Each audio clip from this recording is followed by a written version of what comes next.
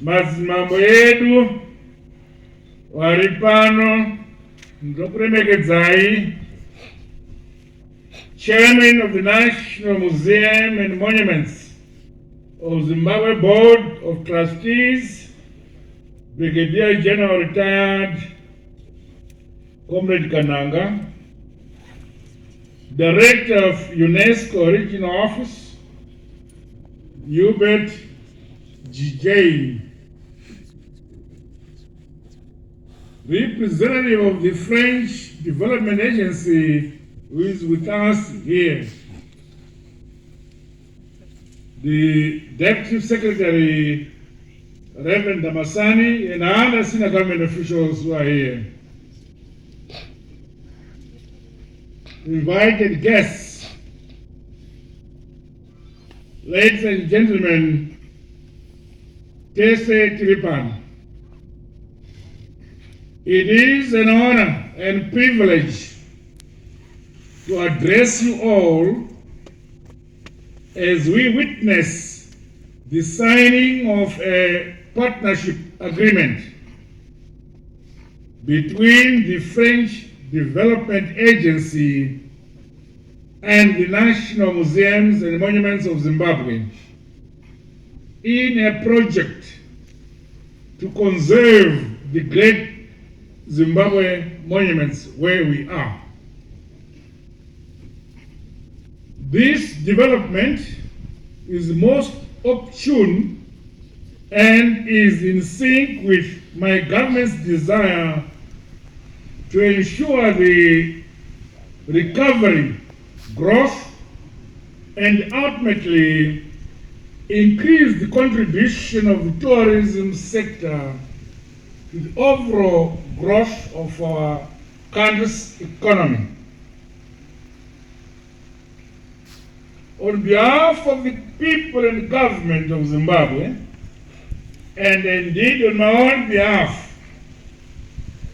I want to express my profound gratitude to the French government for the generous gesture extended to us in heritage management and conservation. Ndikuda kutenda President woku France Macron vari kuda kusumudzira ukama pakati peZimbabwe neFrance. Saka pakauya Second Republic vakatuma delegation yavo kuno ikasangana neni 3 years ago.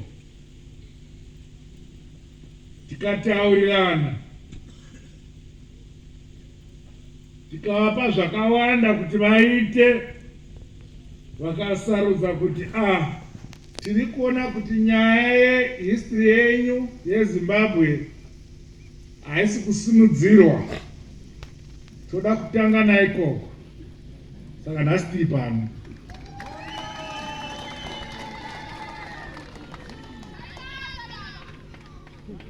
Saka ndoda kuatenda. The partnership between the French Development Agency and the government of Zimbabwe in the preservation and promotion of the Great Zimbabwe Monument is indeed a welcome initiative. It speaks volumes about the excellent relations that exist between our two great peoples and governments.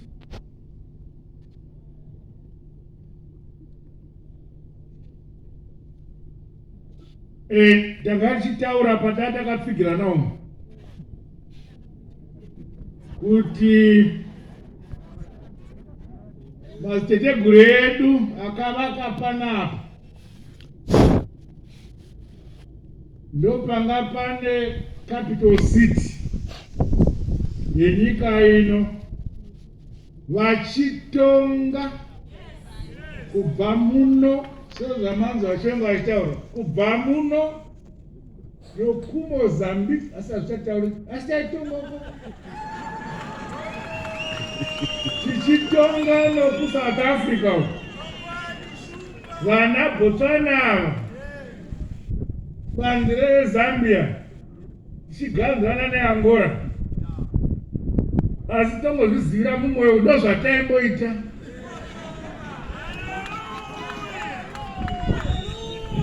Hallelujah.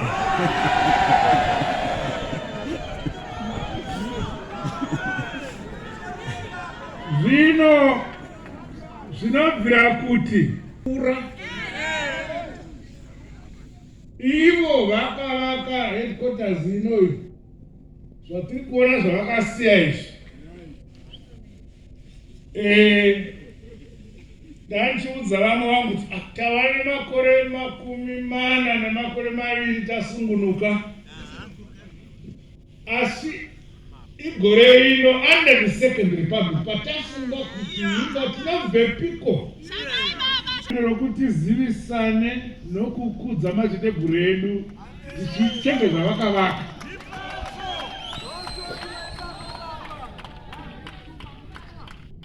This project is a culmination of a visit by the French delegation in November 2018, whereupon, after meeting them, a wide range of cooperation initiatives, including investment in the cultural heritage sector, was agreed on.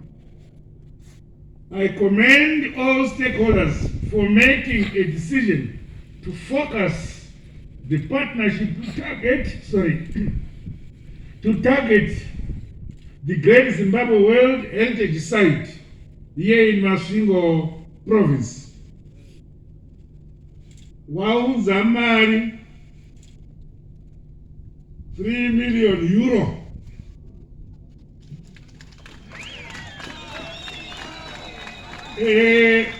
Apa ndotaura neshona kuti mwasawa.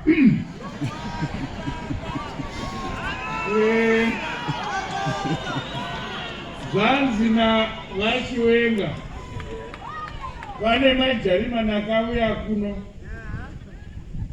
nevana vakwini vakauya kuno vaivakaba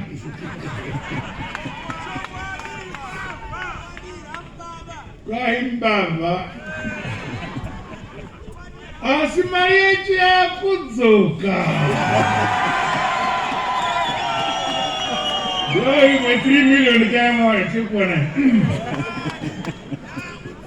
The interventions of this project will go a long way in enhancing the realization of our country's tourism recovery and the growth targets.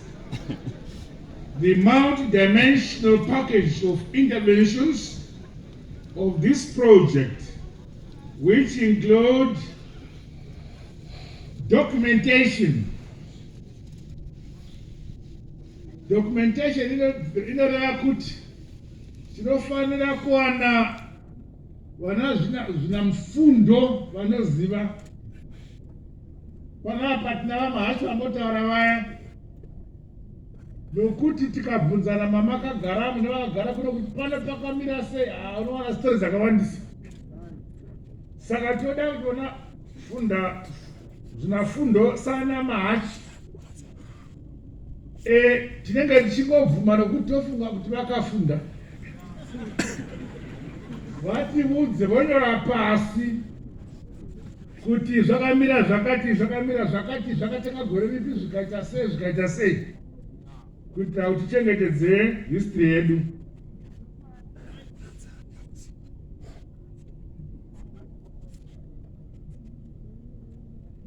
That is about documentation about this site. Then there is the question of conservation. Kuchengetedza pano. Kuchengetedza zvinoonekwa namaziso semidhuri yatinoona iyi. Kuchengetedza zvakare chivanhu chedu chatoti spiritual culture yedu ichengetedzwa pano. It is our duty as the current generation to preserve both the tangible and intangible heritage of the site. Installation of interpretation visitors facilities at the site, as well as commercial management and the marketing of the site, are a welcome development. Toda kuti panapa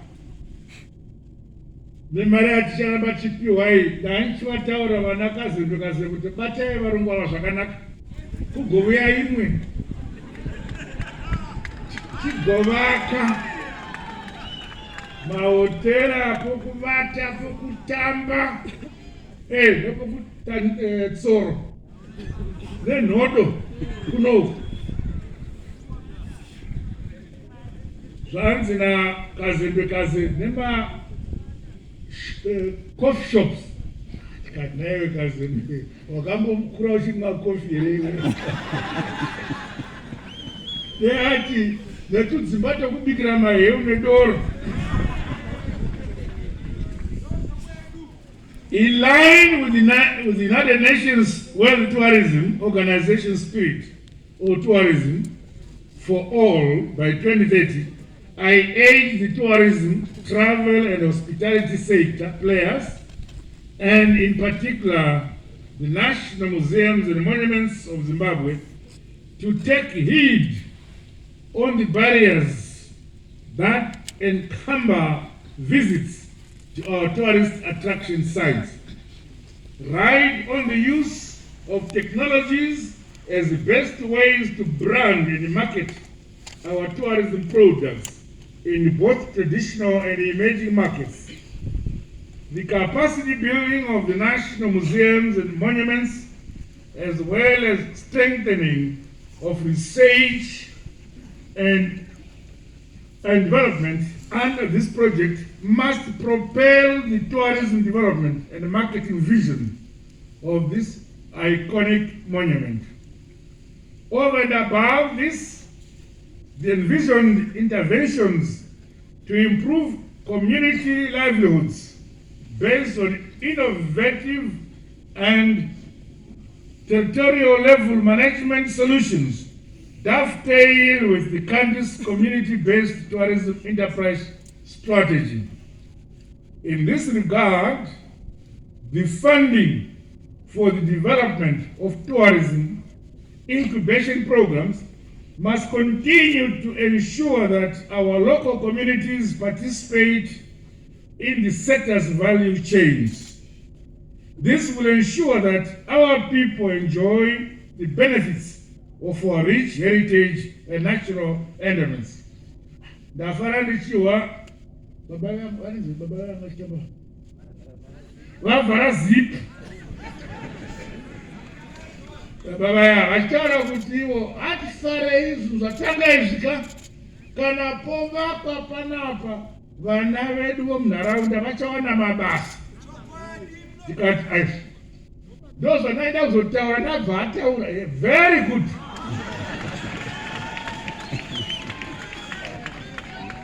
Varazipa akangwarisa. The modernization of the Nemamwa Craft Center and the Cultural Hub, as well as the training in environmental management practices, amongst the myriad of other outcomes of this project, must be speedily implemented. Comrades and friends, the Great Zimbabwe Monument is one of our country's national tourist attractions owing to its significance at both the national and global level. Our independent and sovereign country, Zimbabwe, derives its name from this sacred national monument and heritage site. It is the physical embodiment and expression of our national identity. Ndafara kuna ndofampurisa aparidza. So ndatama kuti manje mapurisa akaparidza mashoko amo achagona kusunga.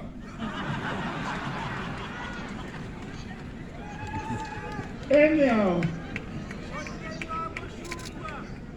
kwai nomupurisa averenga vhesi kuna Genesis. Hanzi kwai kuno vanhu vokutanga vangotaura language 1, rurimi rumwe chete vachiwirirana. Vafamba vasvika pamba vakazenge vatogara pano. Vakati hati vakei musha wedu mukuru, asi pakati pawo toisa tawa inovakwa ichienda kudenga kuna Mwari. Mwari akati dzavanhubuka idzi ndokudzifuridza dzichivaka ndokubva dzakutaura ndimi dzakasiyana vachakuizira akatipa chitinha wazi kuti ndorore hazvina kuinda mberi nekuparana. Asi muno muZimbabwe homu tine ndimi dzakasiyana, asi Zimbabwe is one. Hazvinei kuti unotaura rudzi rupi kana rurimi rupi, you remain Zimbabwean. Uye bumbiro mutemo wedu, our constitution recognizes 16 official languages, and all those languages are officially spoken in Zimbabwe. Saka nokuwira nokubatana tinokwanisa kuvaka, tigovaka, tichingovaka, asi tichingowirirana. Ukataura chinhu chako techingohwanana tese, hatizofanana navanhu vomupurisa.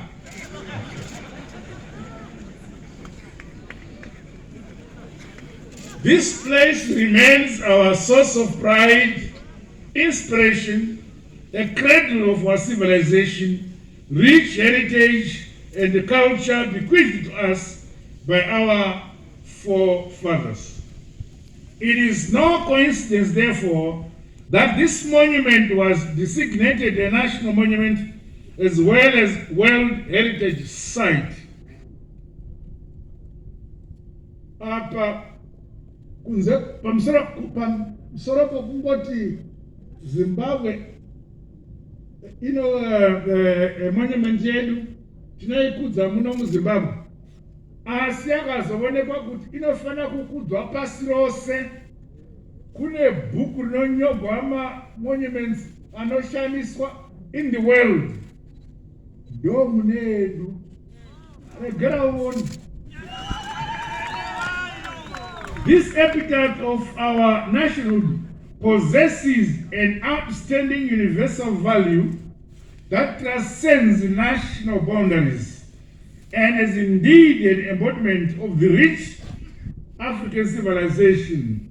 To us in Zimbabwe, the monument is not only about its grandiose architecture, but a revered national shrine and a place of worship that symbolizes our sacred cultural traditions and belief systems.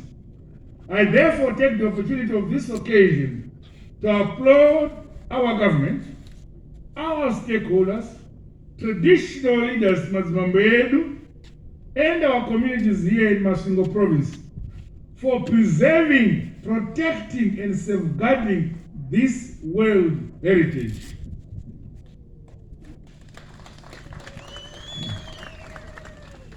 That singleness of purpose in safeguarding this revered shrine for the benefit of our country, Zimbabwe, and for mankind in general must remain a priority. A people without knowledge of their history, origin, and culture is like a tree without roots. Hence, we are obligated to preserve our country's diverse and rich cultural heritage.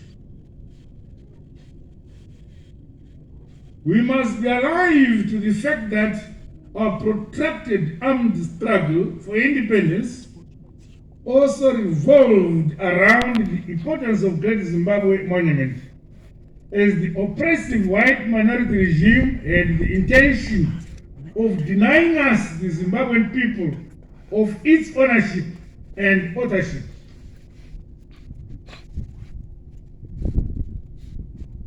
The failed ploy to underplay our forefathers' human creativity was realized through a protracted war of liberation. Manzwashtabwa nashenga achiti vana vavambokadzi kwete varipo Elizabeth upanzi Queen Victoria.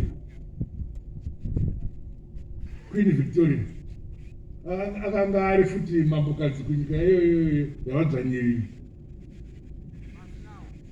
Ndiye Queen Victoria akatuma chimwe chimunhu chinonzi Dr. Livingstone chaiparidza. Ndobva chauya kuna Mosoti kumusoro.